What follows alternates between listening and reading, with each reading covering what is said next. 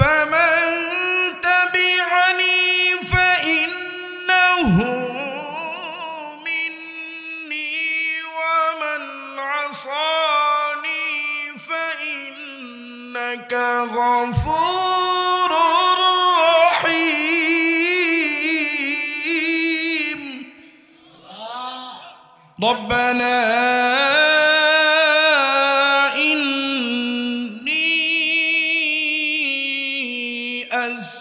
أسكنت من ذريتي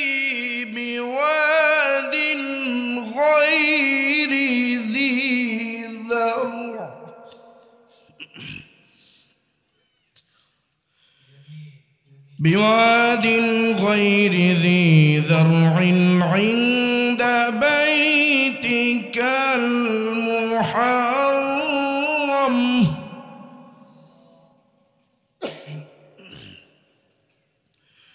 ربنا ليقيموا الصلاة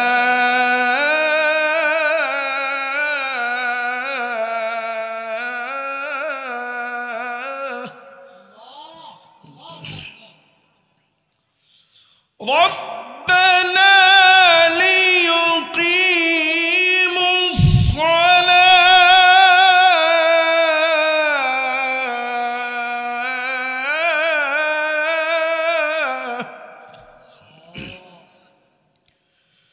ربنا ليقيموا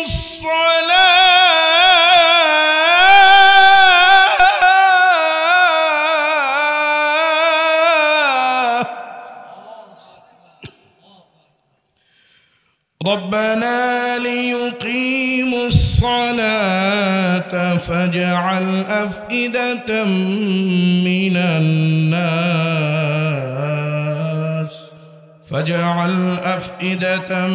من الناس تهوي إليهم وارزقهم من الثمرات لعلهم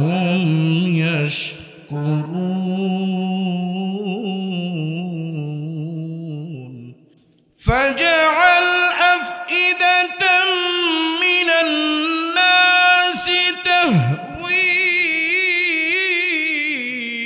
إليهم وارزقهم من الثمرات لعلهم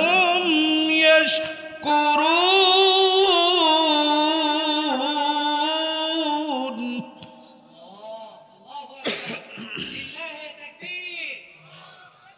وارزقهم من الثمرات لعلهم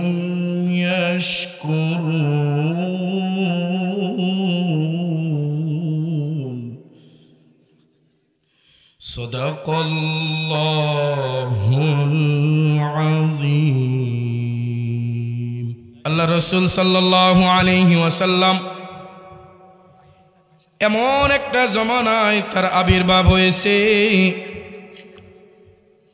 যে জমানায় কেউ কারোর সাথে কোনো সম্পর্ক তাআল্লুক ভালো ছিল না ভাই ভাইকে চিনে না ভাই বোনকে চিনে না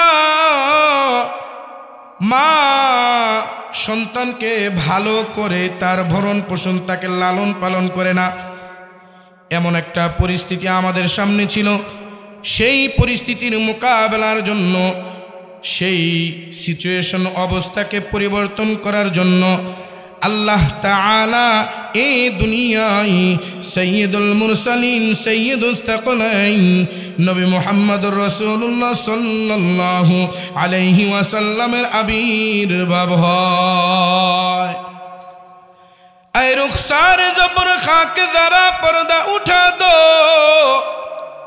ऐ रुखसार ज़बर खाक ज़रा पर्दा उठा दो लिल्लाही मुझे हुस्न खुदा दाद दिखा दो लिल्लाही मुझे हुस्न खुदा दाद दिखा दो ऐ बहर करम सदके हुसैन इब्ने अली का ऐ बहरे करम सदके हुसैन इब्ने अली का प्यासा हूँ मुझे शरबत दीदार पिला दो, प्यासा हूँ मुझे शरबत दीदार पिला दो। मैं दूर हूँ मजबूर हूँ ऐ सैयद आलम, मैं दूर हूँ मजबूर हूँ ऐ सैयद आलम, दीदार दिखाते नहीं आवाज सुना दो, दीदार दिखाते नहीं आवाज सुना दो। ওই পয়গম্বরের সাথে মোহাব্বত রাখতে হবে কি না? পয়গম্বরের সাথে ভালোবাসা থাকবে কি না? কেমন ভালোবাসা? পয়গম্বরের সাথে মোহাব্বত করেছেন সরকার দো আলমের একজন মোহাব্বতের সাহাবী, নাম তার হানজালা। কি নাম? কথা বলে না কি নাম? হযরত হানজালা রাদিয়াল্লাহু তাআলা আনহুর ভালোবাসা পয়গম্বরের সাথে এমন ছিল, মোহাব্বত তাআল্লুক কেমন ছিল। হানজালা পয়গম্বরকে যা বলছে, ও পয়গম্বর, নিজের ঈমানকে পরিপূর্ণ করার জন্য আমি আপনার নসিহত অনুযায়ী বিবাহে আবদ্ধ হইতে চাই। পয়গম্বর বলছে, ঠিক আছে, তুমি অমুক দিন অমুক তারিখ অমুক সময় আমার দরবারে আসবা। হানজালা অমুক সময় গেছে, অমুক তারিখ অমুক সময়। হানজালা যাওয়ার পর পয়গম্বর ধর্মীয় একজন মেয়ের সাথে তার বিবাহে আবদ্ধ করায় দেয়।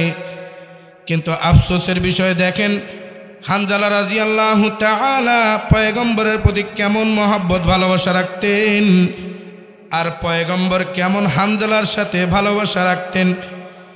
হানজালা নিজের স্ত্রীর সাথে প্রথম বাসর রাত করছে। বাসর রাত করার পর নিজেকে যখন ফরজ গোসল করায়া পবিত্র করার জন্য যখন কূপের কাছে গেছে, নিজের স্ত্রী পানি উঠায়া দিবে তাৎক্ষণিক, ওই সময় কেমন যেন মদিনার অলিতে গলিতে খবর ছড়ায় গেছে, গতকাল রাতে যুদ্ধে পয়গম্বর শহীদ হয়ে গেছে। হানজালা নিজের স্ত্রীকে বলতেছে, ও আমার অর্ধাঙ্গিনী, ওই যে শুনতে পাও কেমন যেন একটা বাতাসের সাথে শিরশির আওয়াজ কানে আসতেছে। হানজালার স্ত্রী বলতেছে, হ্যাঁ আমার প্রাণের স্বামী শুনতে পাই, ও আমার প্রাণের স্বামী আমি শুনতে পাচ্ছি, মদিনার অলিতে গলিতে পয়গম্বরের শাহাদাতের ঘোষণা হইতেছে। ও আমার প্রাণের স্বামী, আপনি আমাকে কি বুঝাইতে চান একটু ভালো করে বলেন। হানজালা বলতেছে, আমার তরবারি, যুদ্ধের তরবারি ঘর থেকে নিয়ে আসো, আমি তরবারি নিয়ে যুদ্ধের ময়দানে যাব, আমি আমার নবীর দুশ্মন, আমার নবীর কাতেলকে আমি হত্যা করব।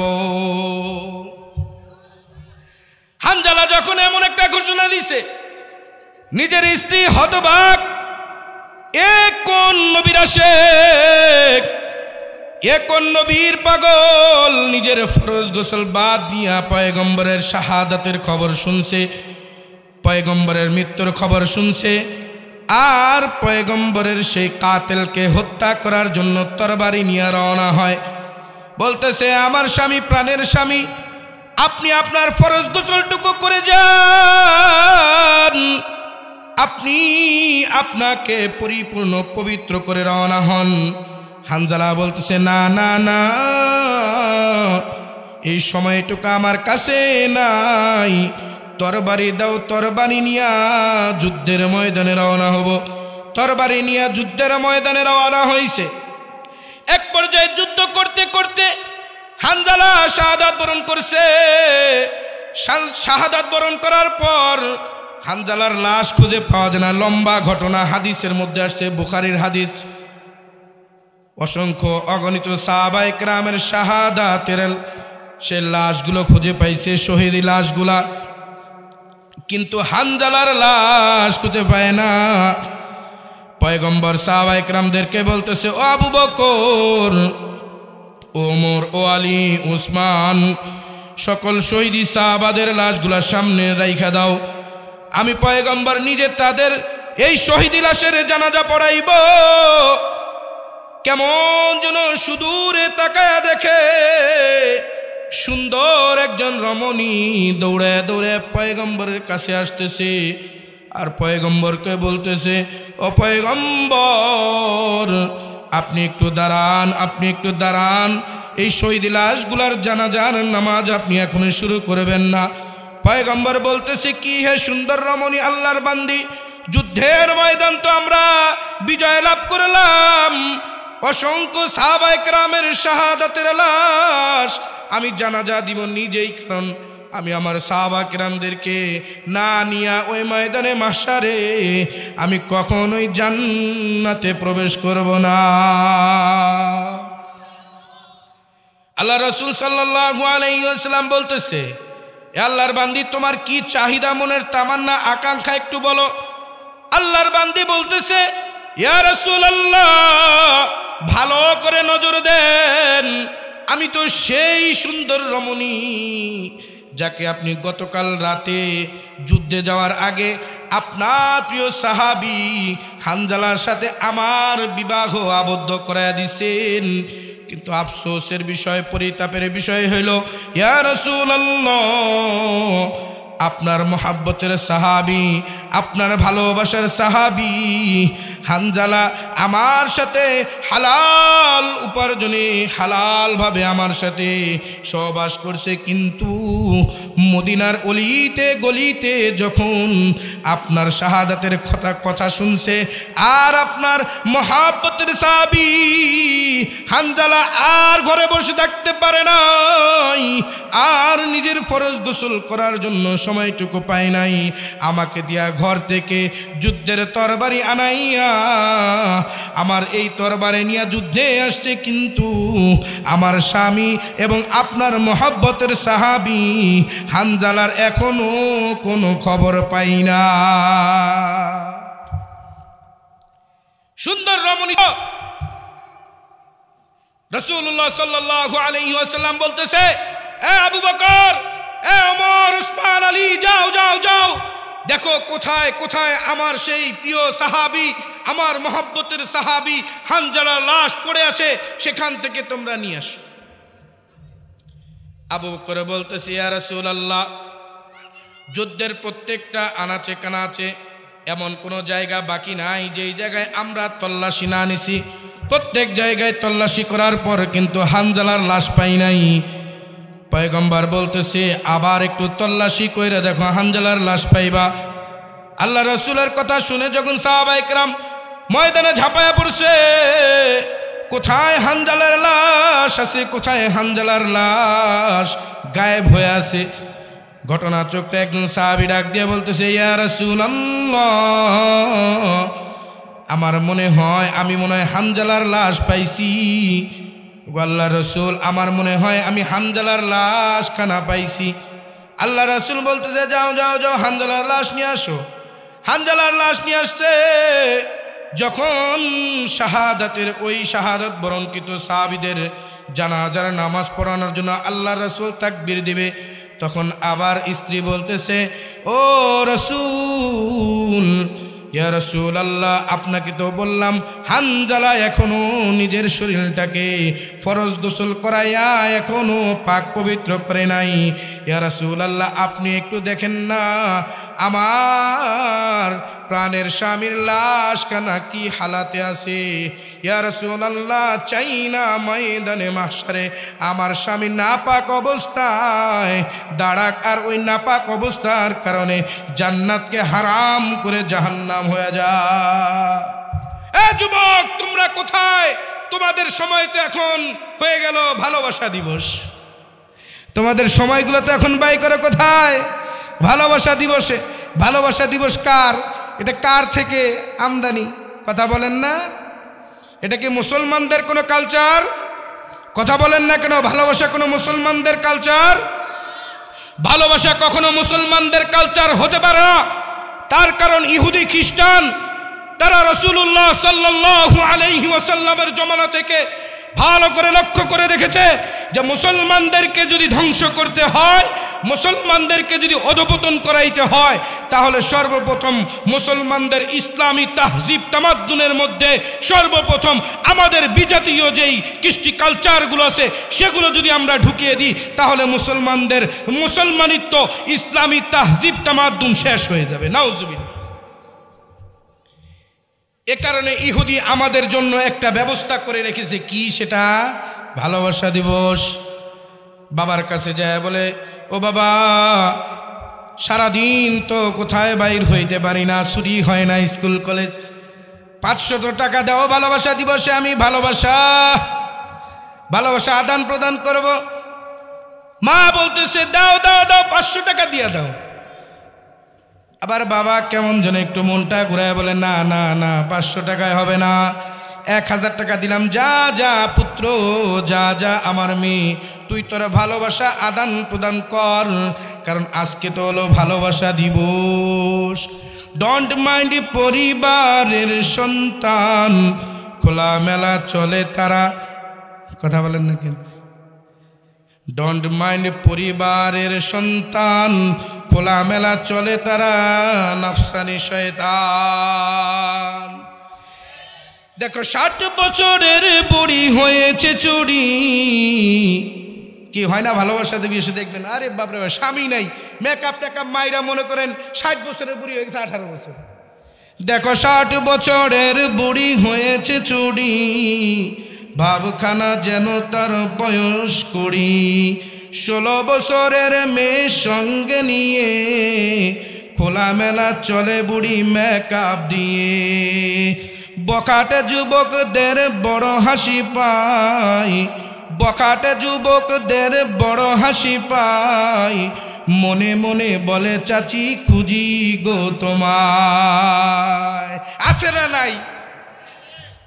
কি কয়? মনে মনে বলে চাচি খুঁজি গো তোমায়। আল্লাহর বান্দি বলতেছি, ইয়া রাসূলুল্লাহ, আপনার সাহাবী হানজালাকে ফরজ গোসল করাইয়া তারপর শহীদি জানাজা দেন।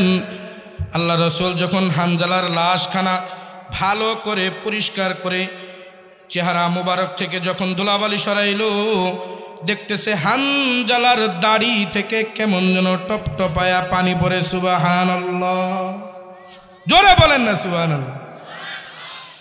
পয়গম্বর দেখতেছেন হানজালার দাড়ি থেকে টপটপায়া পানি পড়তেছে।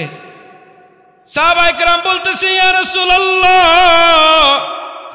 আপনার মুহাব্বতের সাহাবী, তার দাড়ি থেকে টপটপায়া পানি পড়তেছে, চেহারা কেমন নুরানি হয়ে গেছে। ওগো আল্লাহর রাসূল, আপনি আমাদেরকে এই ব্যাখ্যাটা দেন। পয়গম্বর বলতেছে, তোমরা জানো না এই গোসল তো দুনিয়ার কেউ দেয় নাই, আল্লাহ তাআলার আরশে আজিম থেকে আল্লাহ তাআলা ফেরেশতা দিয়া হানজালার লাশখানা গোসল করাইছে। তো এই ঘটনা দ্বারা আপনাদেরকে যেই জিনিসটা বুঝাইতে চাইলাম, পবিত্র শবে মেরাজ কাকে বলে, শবে মেরাজের উদ্দেশ্য কি? শবে মেরাজের উদ্দেশ্য হলো আল্লাহ রাসূল সাল্লাল্লাহু আলাইহি ওয়াসাল্লামের এই দুনিয়া থেকে আল্লাহ তাআলার আরশে আজিম পর্যন্ত যেই সফর হয়েছিল, এই সফরকে যতগুলো ঘটনা কায়েম হয়েছে, যতগুলো ঘটনা সংঘটিত হয়েছে, সবগুলো ঘটনাকে সত্যবাদী হিসেবে প্রমাণিত করে নিজেকে সেই ঘটনার উপরে বিশ্বায়িত করা। কি ইনশাআল্লাহ করবো তো? আল্লাহ রাসূল সাল্লাল্লাহু আলাইহি ওয়াসাল্লামের ঘটনাগুলোকে বিশ্বাস করবো তো? এখন কি বলবো, অনেক হাদিসে পাওয়া যায় আল্লাহ রাসূল সাল্লাল্লাহু আলাইহি ওয়াসাল্লাম, বুখারীর হাদিস বলেন, মুসলিমের হাদিস বলেন, আবু দাউদের বলেন, নাসাই বলেন, অনেক হাদিসের কিতাবে রাসূলুল্লাহ সাল্লাল্লাহু আলাইহি ওয়াসাল্লামের মেরাজের ঘটনা, অনেক ঘটনা পাওয়া যায়। কিন্তু আমাদের দেশের কিছু ভাই আছে যারা আবার নামাজের মধ্যে ফুস ফুস, রুকুতে গিয়ে এটা ফুস, আবার রুকুতে যাওয়ার সময় ফুস, এরকম কিছু আছে মুসল্লি, এরা আবার বিশ্বাস করে না। ঈমান থাকবে না। কি থাকবে না? ঈমান থাকবে না। এই মেরাজের ঘটনাকে বিশ্বাস করেই হযরত আবু বকর রাদিয়াল্লাহু তাআলা আনহু হয়ে গেছেন আবু বকর সিদ্দিক রাদিয়াল্লাহু তাআলা আনহু। সুবহানাল্লাহ। তো আল্লাহ তাআলা আমাদের এই ঘটনা থেকে আমাদেরকে ইবরত হাসিল করার তৌফিক দান করেন, বলেন আমিন। এবং আমাদের এই মাহফিলকে পরিপূর্ণভাবে আল্লাহ তাআলা কবুল করে নেন, আমাদের নাজাতের জরিয়া বানায়া দেন। আল্লাহ তাআলা সকলকে কবুল করে নেন, বলেন আমিন। ওয়া আখির দাওয়ানা আনিল হামদুলিল্লাহি রাব্বিল আলামিন। আসসালামু আলাইকুম ওয়া রাহমাতুল্লাহি ওয়া বারাকাতুহু।